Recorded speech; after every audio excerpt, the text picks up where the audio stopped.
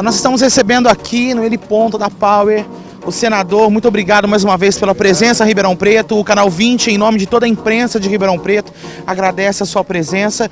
E daqui nós vamos para um café da manhã, oferecido também para o senhor pelo Canal 20. Muito obrigado a vocês.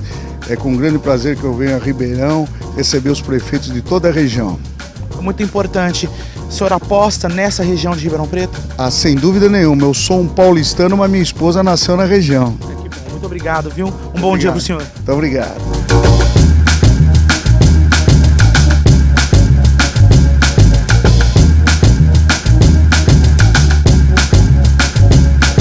Doutor Welson, muito obrigado pela sua presença aqui no evento do Canal 20 mais uma vez. Eu quero que você me diga sobre a importância de um canal de televisão, de uma mídia como essa, para o desenvolvimento da nossa cidade, para o desenvolvimento da nossa região, né? Kiko Magrini, em primeiro lugar, é um prazer de falar com você no Canal 20.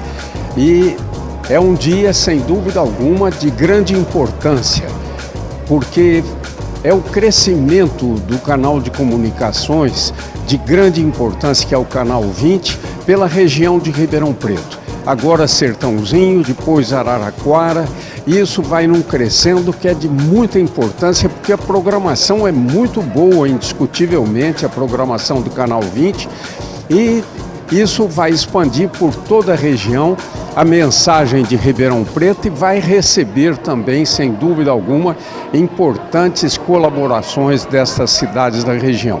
Então, meu abraço a toda a direção do Canal 20, que continue com esse dinamismo, com esse progresso, que a gente tem um prazer muito grande em acompanhar. Um grande abraço, viu?